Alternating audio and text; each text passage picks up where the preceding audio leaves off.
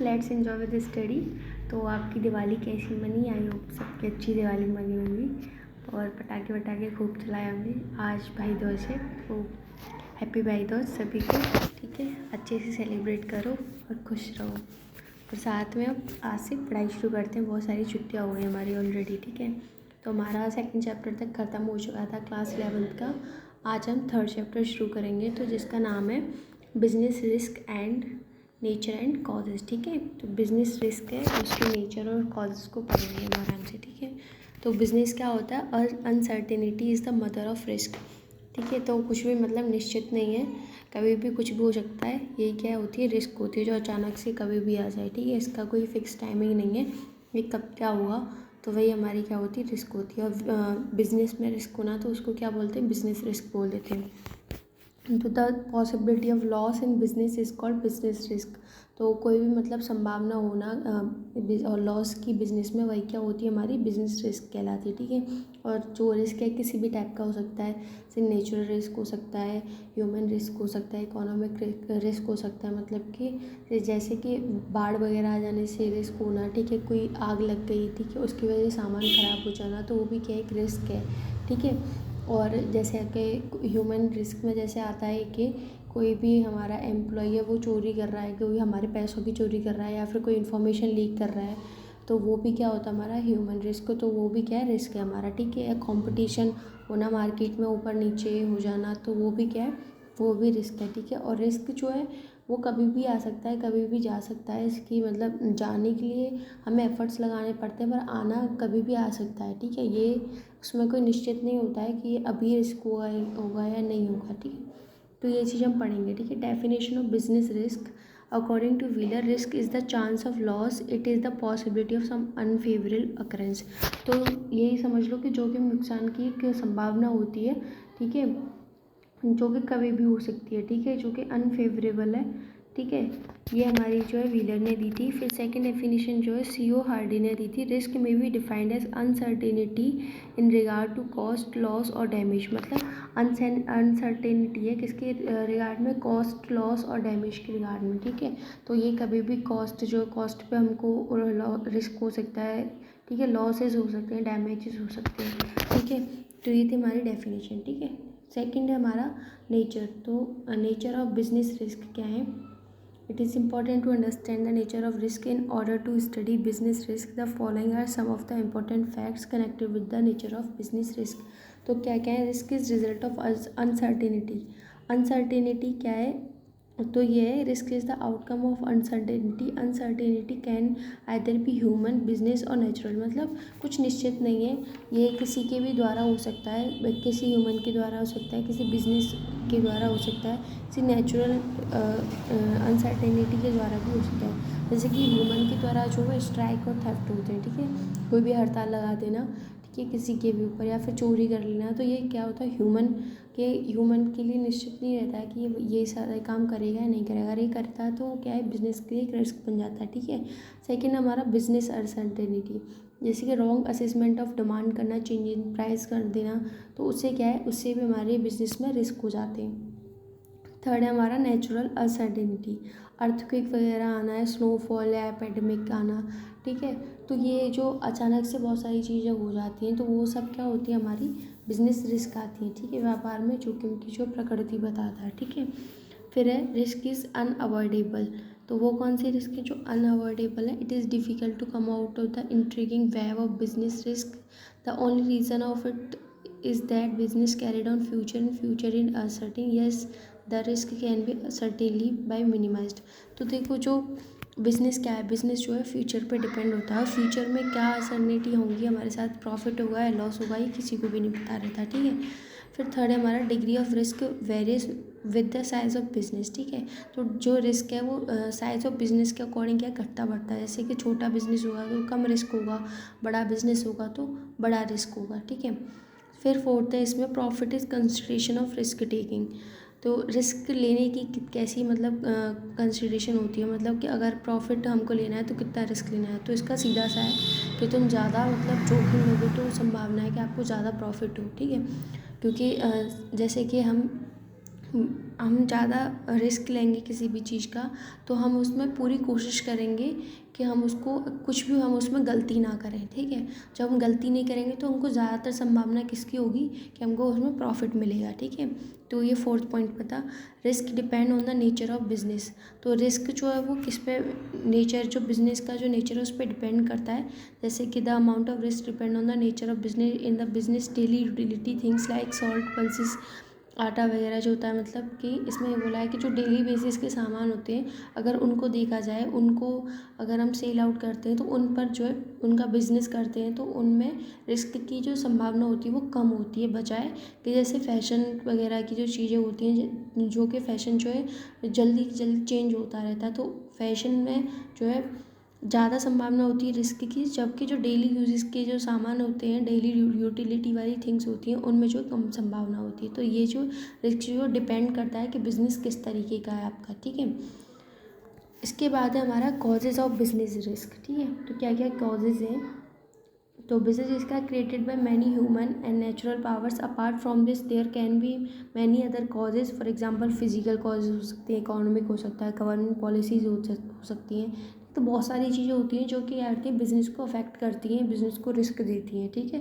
तो फर्स्ट है हमारा नेचुरल कॉजेज़। तो नेचुरल जैसे मैंने बताया था आपको कि फ्लड आ जाना, अर्थक्वेक होना, ठीक है, स्नोफॉल हो जाना अचानक से, तो ये सारे क्या है, नेचुरल कॉजेज़ होते हैं। तो these include those causes which are beyond the power of man.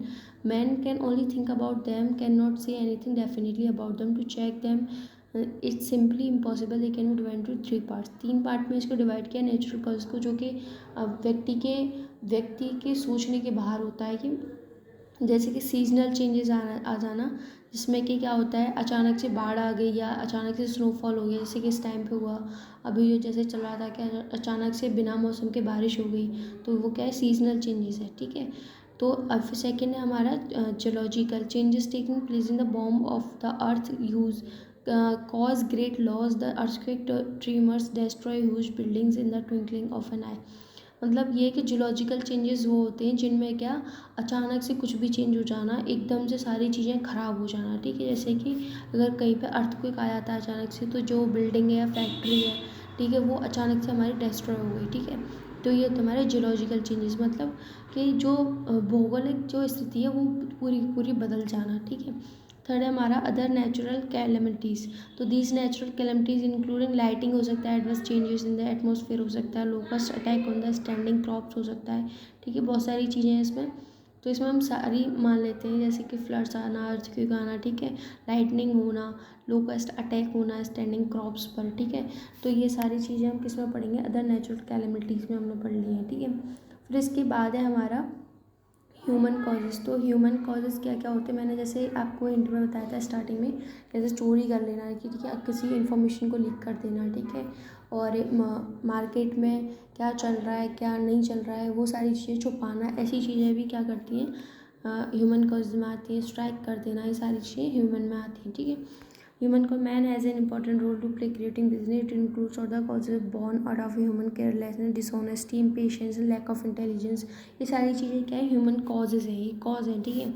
तो फर्स्ट है हमारा कॉज जो डिसऑनेस्टी ऑफ एम्प्लॉयज़ की जो बेईमानी जो होती है, जैसे कि वो कुछ चीज़ों को चुरा लेना, थिंग्स ऑफ और मनी को चुरा लेना, ठीक है, जो कि क्या है, बिजनेस के लिए रिस्क पैदा करती हैं, ठीक है। कस्टमर के द्वारा जो है कस्टमर जो है पेमेंट नहीं देता है, फुल पेमेंट नहीं करता है, या फिर कुछ सामान चोरी करता है, ठीक है। तो ये भी क्या है, बिजनेस के लिए एक रिस्क है, ठीक है। थर्ड है हमारा strike and log out.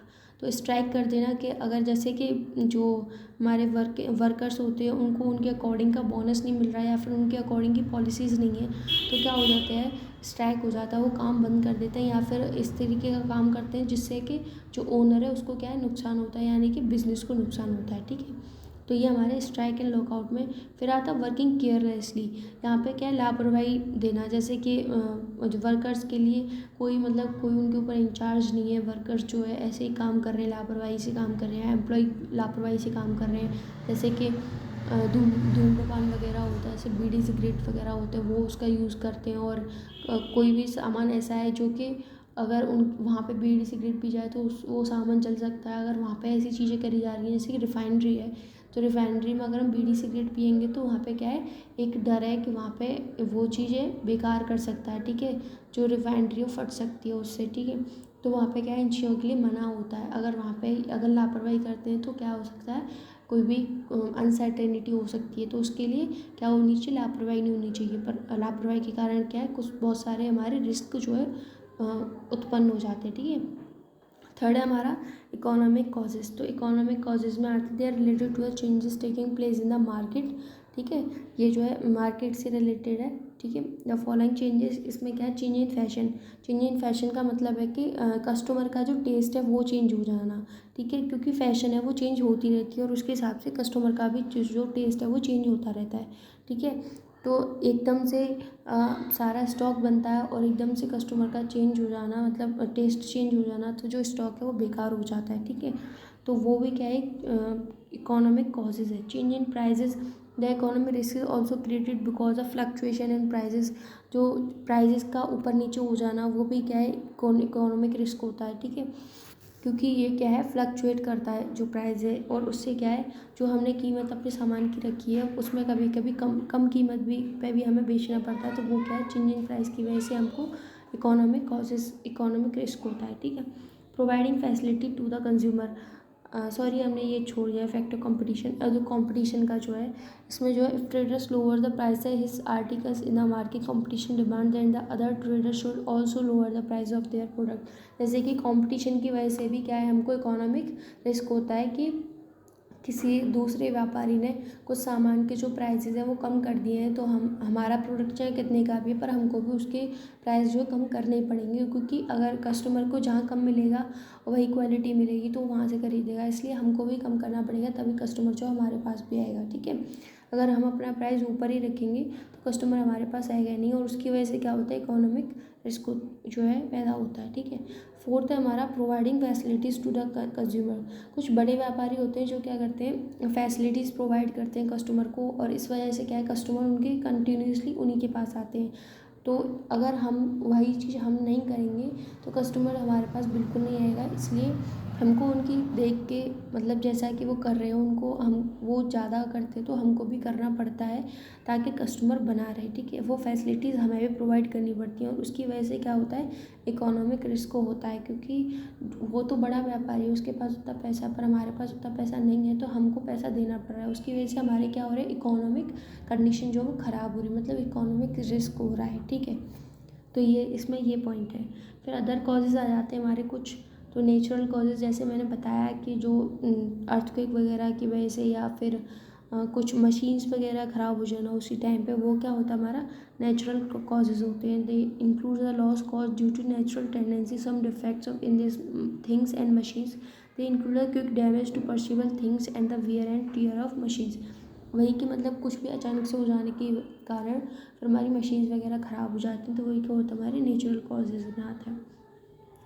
Second हमारा technical causes, the arrival of technically new machines in the market replacing the old machine is the technical cause of creation of business risk. मतलब जैसे कि हम पहले पुरानी मशीन पर काम कर रहे थे, परंतु उस मशीन के कारण जो काम कम हो रहा था, अचानक से मार्केट में कोई नई मशीन आ गई और उसकी वजह से काम अच्छा हो रहा है, तो वो हमको क्या है, वो लेनी पड़ेगी, ठीक है, तभी हमारा काम जो अच्छा चलेगा। तो वो भी क्या है, एक टेक्निकल कॉज है। अगर वो नहीं आती है, हम उसी पे काम कर रहे थे अच्छा खासा, पर वो आ गई है, तो उससे क्या है कि जो सामने दूसरा जो हमारा व्यापारी है, जो कॉम्पिटिटर है, वो उसका जो है व्यापार आगे निकल जाएगा अगर हम उसको नहीं लेके आ सकते हो। तो ये भी क्या है, एक टेक्निकल कॉज है। थर्ड है हमारा mechanical cause. Sometimes when manufacturing machine some defect creeps in, when we use such defective machines we have to face really terrible result. The bursting of a boiler while in operation is an example of businesses caused by some mechanical defect in inherent a mechanic machine itself. Mechanic cause में यह है कि अगर कोई भी हम काम करते वक्त हमारी कोई भी मशीन फट जाती है या फिर कोई भी डिफेक्ट आ जाता है, तो वो क्या है, उसमें मैकेनिकल कॉज, मतलब मैकेनिकल एक तरीके से रिस्क कह सकते हैं, ठीक है, बिजनेस रिस्क है एक तरीके का, क्योंकि उसकी वजह से बहुत सारा सामान हमारा ख़राब हो जाता है, बहुत सारा टाइम ख़राब हो जाता है, ठीक है, हमको दूसरी मशीन लगानी पड़ती है, ठीक है। तो ये होता है हमारा मैकेनिकल कॉज, ये भी एक तरीके क्या है, बिजनेस रिस्क है। उसके बाद है लास्ट है हमारी मैनेजरियल कॉजेज़। तो management is the sole basis of the entire business, it is there here that the policies are framed it because of inefficiency, the manager not capable of framing favorable policies, business risk is inevitable।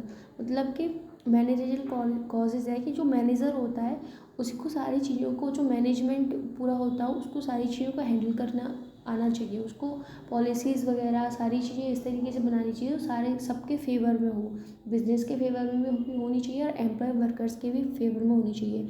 अगर वही सब चीज़ों को बिगाड़ता है तो वो सबसे बड़ा जो हमारा जोखिम बन सकता है। ठीक है, तो ये चीज़ें हमको ध्यान में रखनी चाहिए कि हमको ऐसे ही मैनेजमेंट, ऐसे व्यक्ति को अपॉइंट करना चाहिए जो सारी चीज़ों को कैपेबल हो, सारी चीज़ों को समझ सके, सारी चीज़ों को देख के अपना निर्णय सुना सके या फिर पॉलिसीज ऐसी बना सके। ठीक है, आई होप आपको समझ में आया होगा ये सारा।